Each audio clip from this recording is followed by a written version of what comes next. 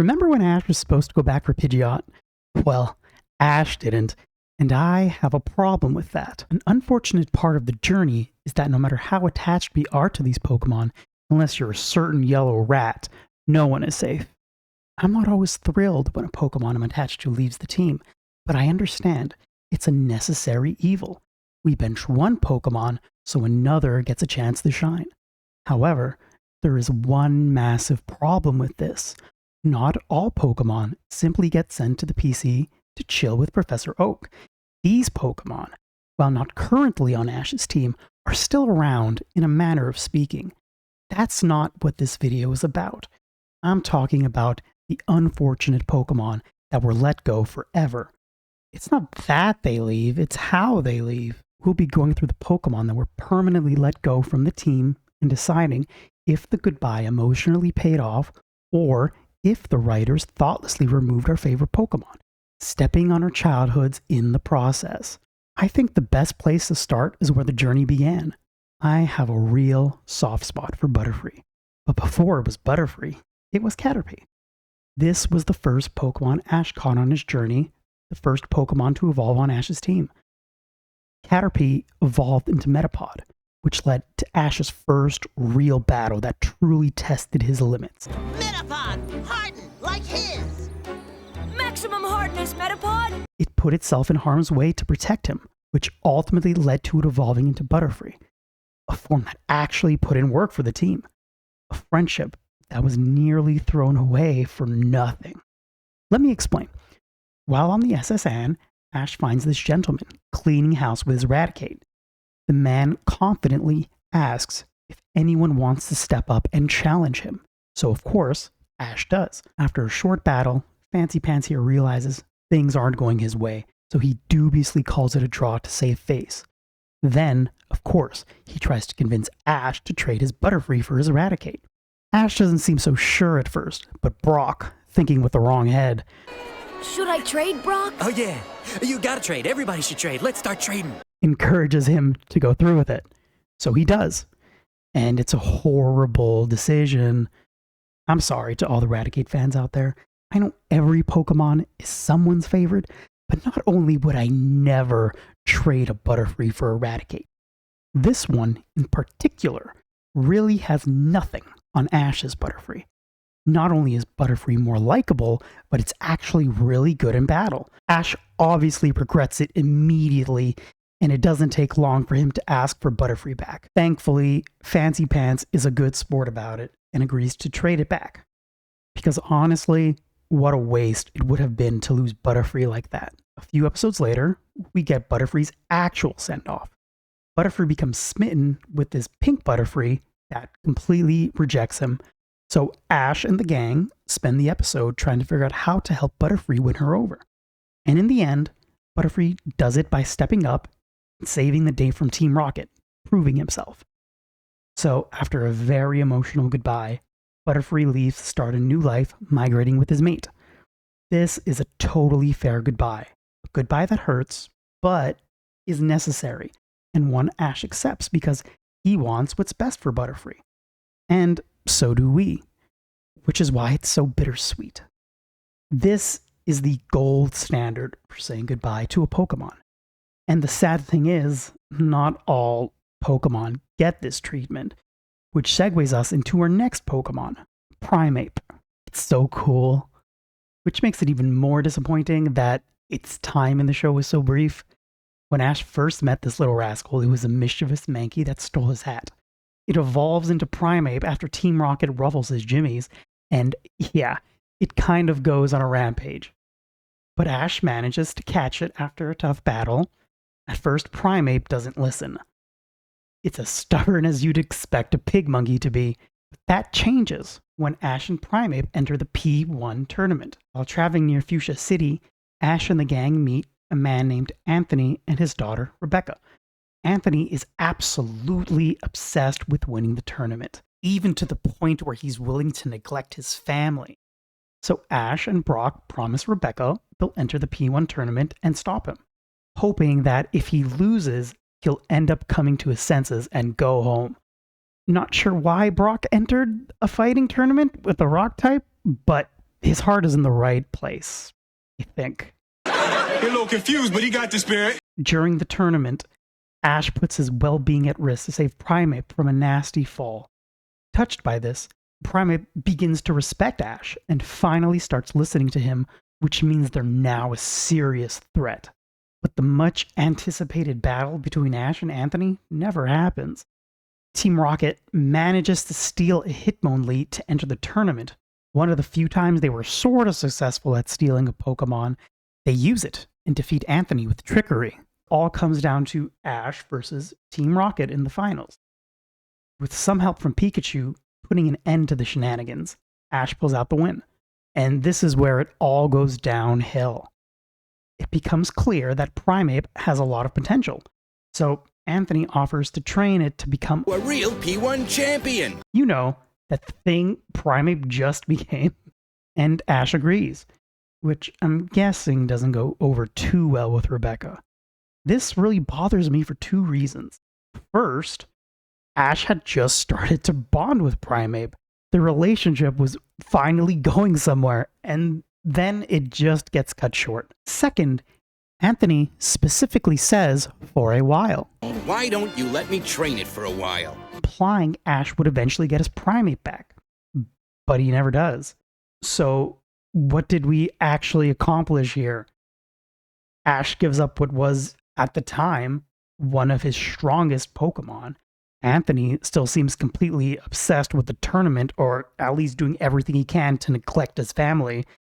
And in the end, it's just a promise that never gets fulfilled. Primeape leaves under the idea of smell you later, not a real goodbye. And unlike Butterfree, where the goodbye is an emotional payoff, Primeape just leaves you confused and frustrated. And if you think that's bad, just wait. Because there's one Pokemon whose departure still frustrates fans to this day. Everyone who clicked the video knew this was coming. Ash's Pidgeot. Ash caught this bad boy when it was a Pidgeotto. They grew a deep bond throughout their journey, and it became one of his most loyal Pokemon. Pidgeotto doesn't have the most impressive battle record, but it saved the day from Team Rocket countless times. Pidgeotto is the real MVP, which makes what happens all the sadder. When a Fearow starts bullying a group of Pidgey and Pidgeotto, Ash and Pidgeotto step in to stop it. But Fearow is just too much. Right when Ash needs it most, Pidgeotto evolves into Pidgeot. Now it can finally put the smackdown on Fearow. Ash even tries to catch it, but Fearow backhands that Pokeball like it owes him money. With the threat of Fearow returning, Ash decides it might be a good idea to temporarily leave Pidgeot behind to guard the others, while he handles the task Professor Oak sent him on in the Orange Islands. Keyword, temporarily. Ash makes it very clear he's coming back for Pidgeot once he's done. And then he just doesn't. He says it with complete confidence, like it's a promise, like a father saying he's going out to get a glass of milk and fully intending on never coming back. And that's what makes this so bad, because it doesn't feel like a misunderstanding. It feels like a broken promise. He even brings up Pidgeot again when talking to Faulkner, but when Faulkner says he hopes he can see his Pidgeot again someday, Ash doesn't look excited. He looks uncomfortable. Maybe you'll see yours again someday. Yeah, hope so. Like he knows he's being called out. And it's such a shame, because this could have been handled so easily. Ash could have came back, let a few Pidgeotto evolve so the flock can protect itself.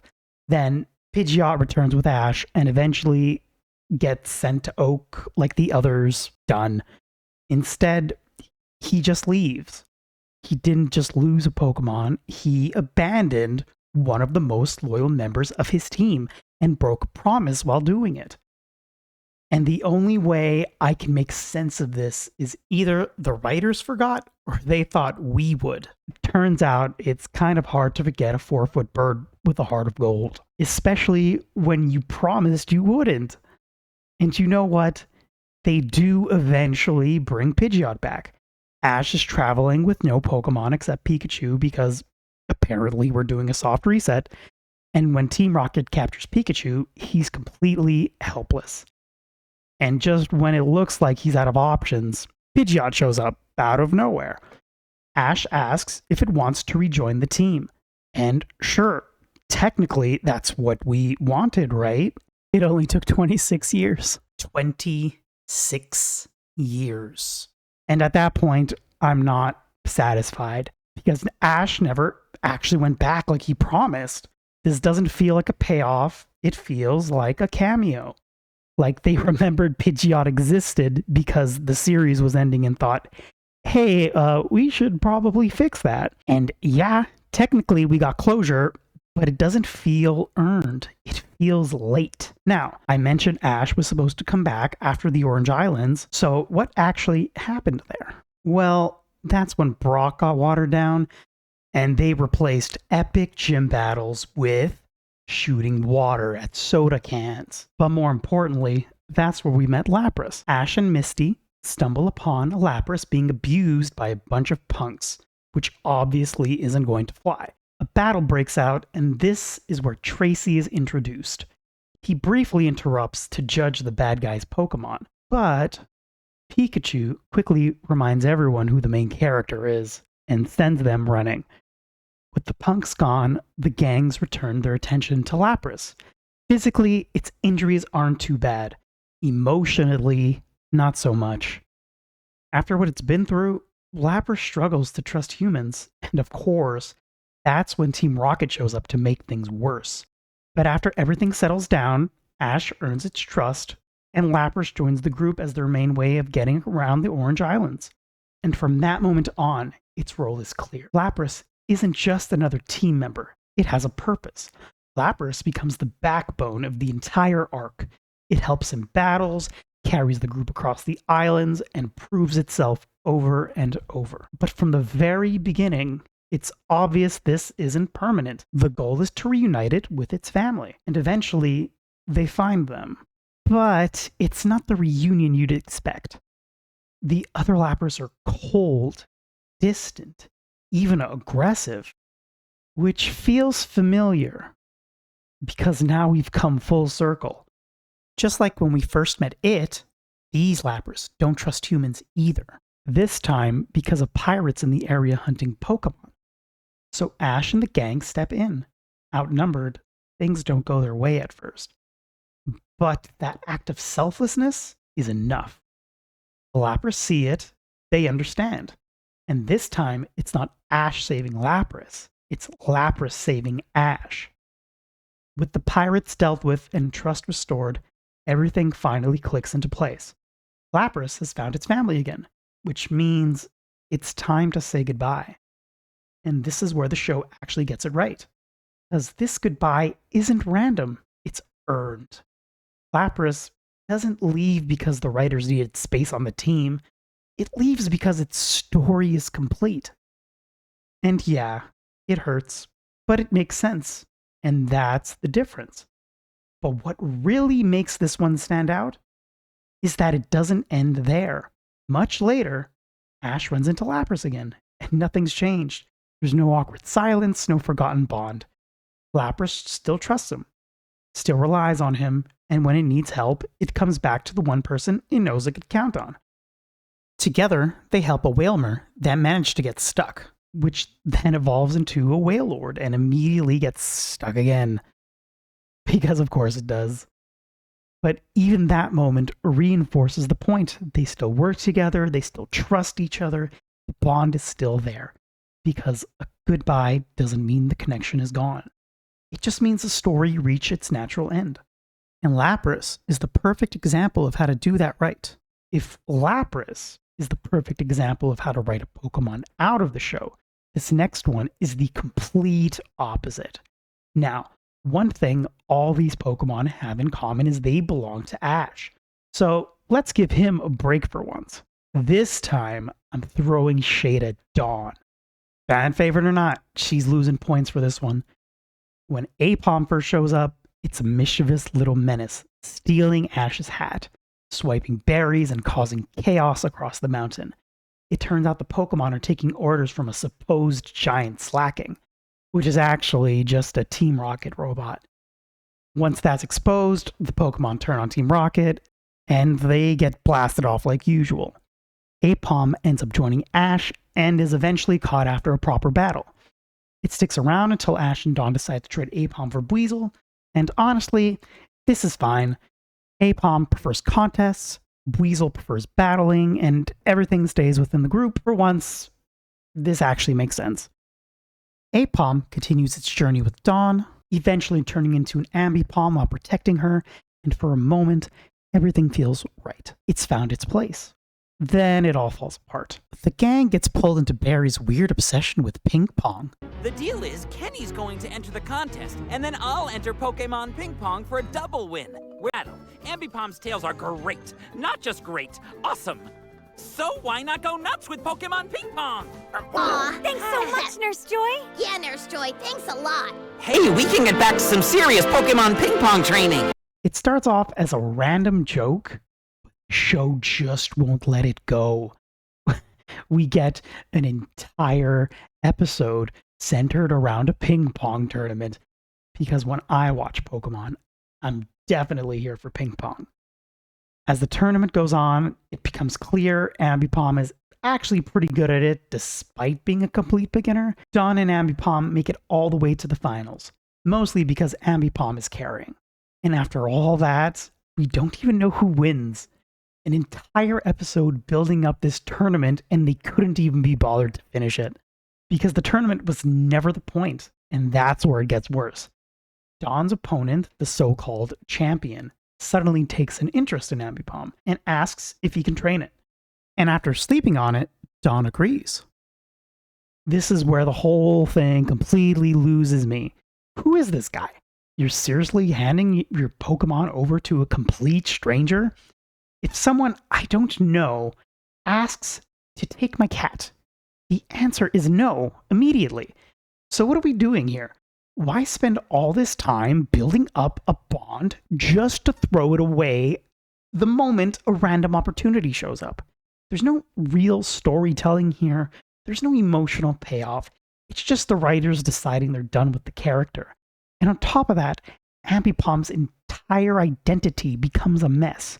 It goes from battling to contest and now ping pong. Next will be contemporary dance. Remember when Ash had a Beedrill? Yeah, neither did he. It's so brief that if I didn't double check the list of Pokemon Ash gave away, this would have been completely lost to time. During the Johto arc, Ash and the gang run into Casey, who is kind of annoying. They end up entering a bug catching contest. Misty, understandably, is not having a great time. Hey, take it easy. It's just a screen. At some point during the tournament, Ash manages to aggro a bunch of Beedrill, battles one of them, and actually catches it, which sounds like it should matter, but it really doesn't. Team Rocket shows up, as they legally must, and for a brief moment, it looks like they might actually win for once. But then Casey's Chikorita evolves into Bayleaf at the perfect time, and restores balance to the universe. Ash ends up winning the tournament and immediately gives the Beedrill to Casey as a thank you. And honestly, I'm okay with that. This is a little weird, but no one had time to get attached to Beedrill. It's not like Ash handed over something super important. The gesture actually means a lot to Casey, whose entire personality is revolved around her team obsession, so it lands as a small but sweet moment. If anything, this isn't a bad send-off. It barely qualifies as one at all. Beedrill was easy to forget, but this next one's a bit more memorable. Remember Goomy? The tiny, squishy thing that's somehow a dragon type? Ash first meets it in Kalos, when it literally belly flops on his face. The Pokedex calls it the weakest of all dragon types, and yeah, that checks out. It's timid, easily frightened, and honestly doesn't do much outside of using Ray Dance. And even that is kind of pathetic. Even Team Rocket doesn't want to steal it. That's how bad things are. Is it worth the catch? A weak Pokemon like that can't be worth much. But despite all that, we start to see hints of something more. Goomy steps in to help Ash when it really matters. It shows a surprising amount of bravery for something that looks like it would lose a fight to a light breeze. It decides it wants to get stronger and joins the team. Eventually, Goomy evolves into Sliggoo and gets a serious power boost.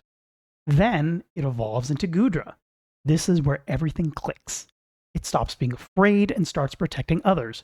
Goodra is still friendly and a little goofy, but now it's a genuine powerhouse. It's tanky, hits hard, and has fully earned its place on the team.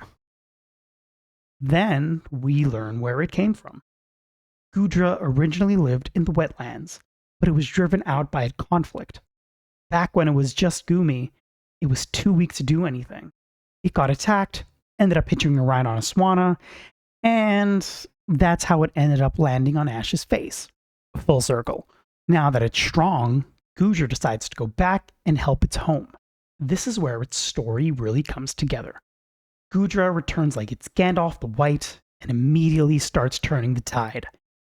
But things escalate when the leader of the opposing side, a Florges, shows up, and now it's a real fight. After a tough battle, Goodra wins, and then immediately gets cheap-shotted by Team Rocket, because of course they have to get involved. Team Rocket manipulates the situation and steals the spring water, damaging the wetlands even further.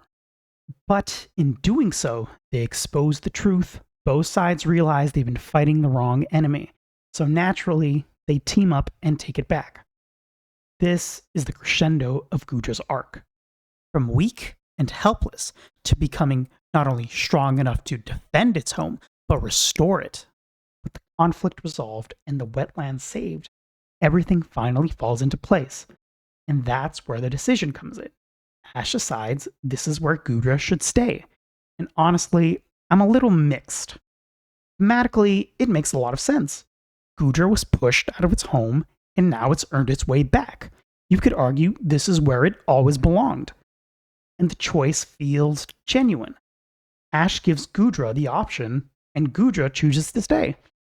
But at the same time, it doesn't need to. The conflict is over, the wetlands are safe.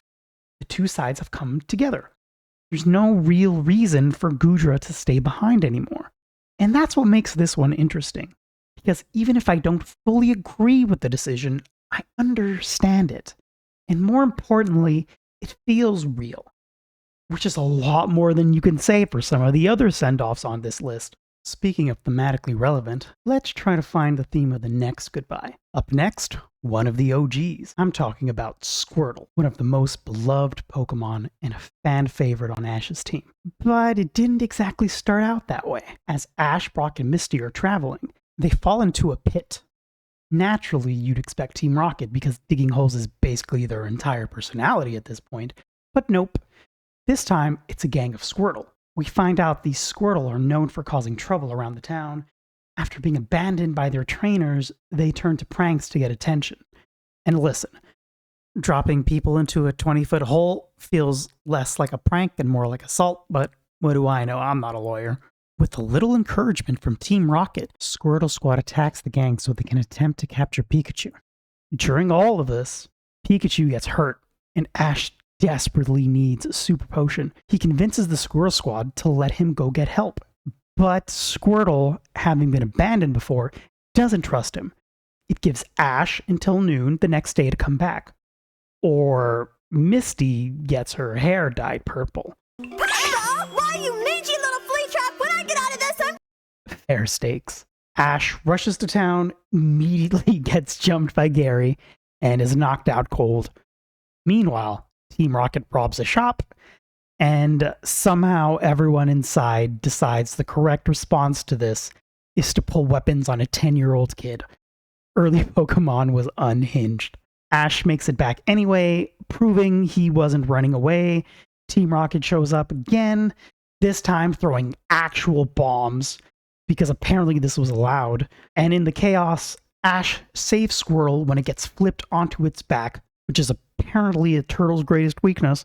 Squirtle returns the favor, joins Ash, and the rest is history. Now, fast forward to the goodbye. When we see the Squirtle Squad again, they become firefighters. Cool concept, honestly. But during a firefighting competition, they're kind of bad at it. Here's the thing, though. The episode makes it very clear. They're not actually incompetent. They just have some performance anxiety. And with a little leadership from Ash's Squirtle, they get back on track and prove they're still capable. So having Squirtle rejoin them for the competition, totally fine. But after it's over, Squirtle stays. And that's where this falls apart. Officer Jenny literally says the Squirrel Squad are the best firefighters the town has ever had. It was thanks to you that our gang of delinquent Squirtle became the best firefighting squad our town's ever seen. Their struggles weren't due to a lack of skill.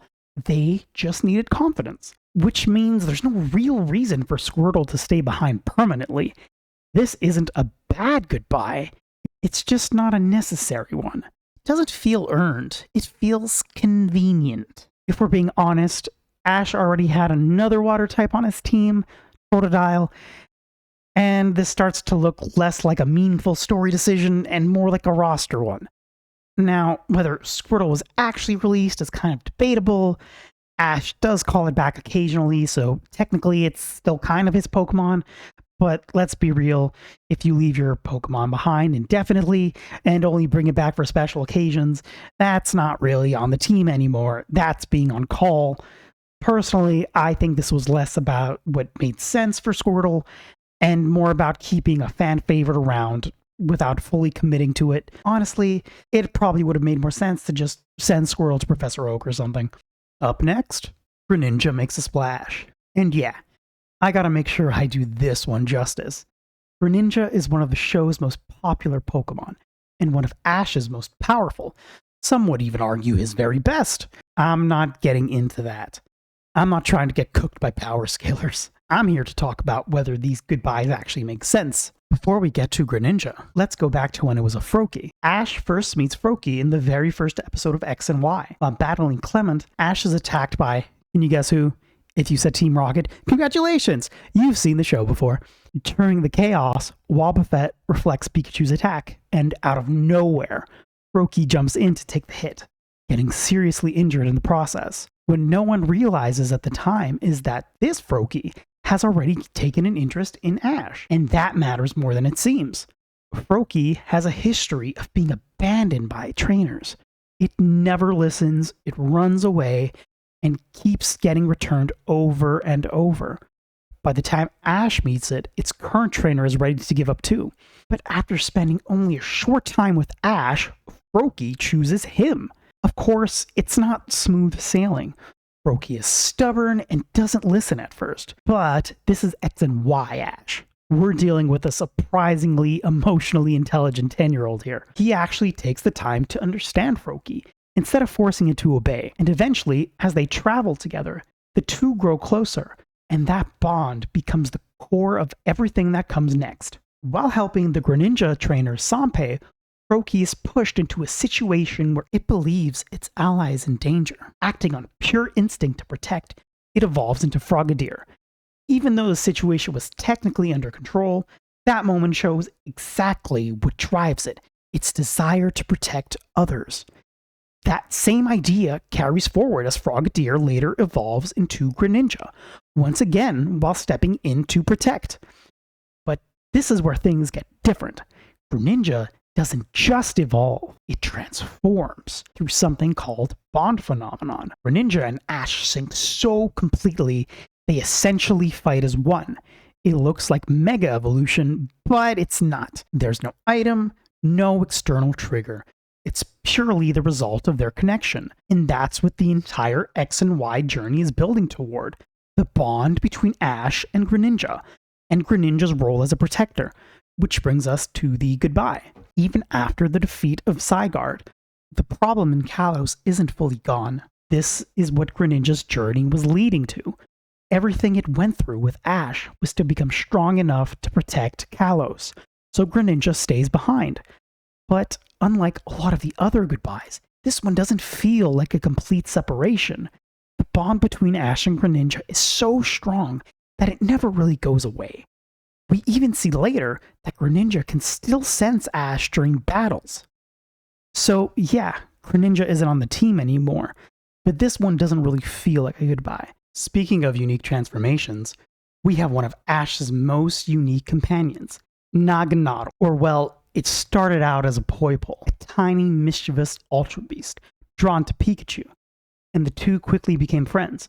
Poipole is curious, playful, and honestly kind of naive. It has this innocence that makes it endearing, but it also has the potential to be a serious fighter. From the very beginning, it's clear Poipole isn't just another Pokemon. It's an Ultra Beast, the only one to be part of Ash's team.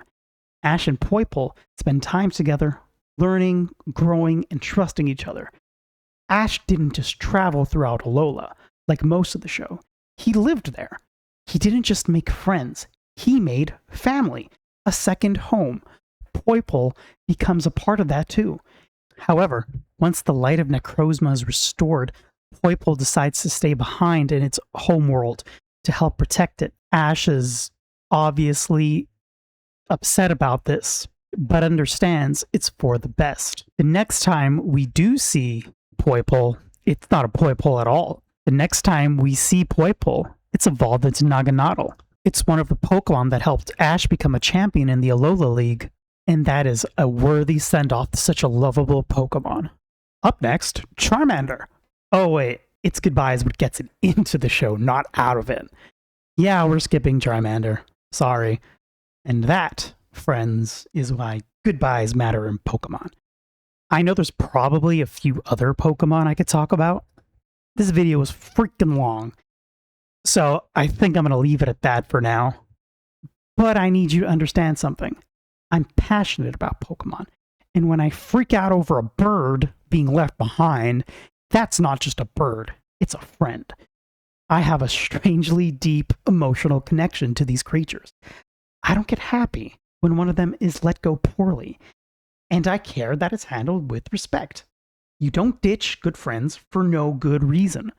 I don't know if the writers thought kids wouldn't notice, but we do, and I'm still upset over some of these years later. The original run of Pokemon ended, and I'm still talking about it. This channel exists because of that obsession. It's not just a piece of my childhood, it's something that's stuck with me into adulthood. I know I'm not the only one, because this fan base cares about this stuff. We notice these things. We remember things. Sometimes a little too much. I mean, this is the same community that lost its mind over a tree. So yeah, we noticed when a Pokemon gets done dirty, and if you made it this far, you probably feel the same way. And if you do, I will catch you all on the next video.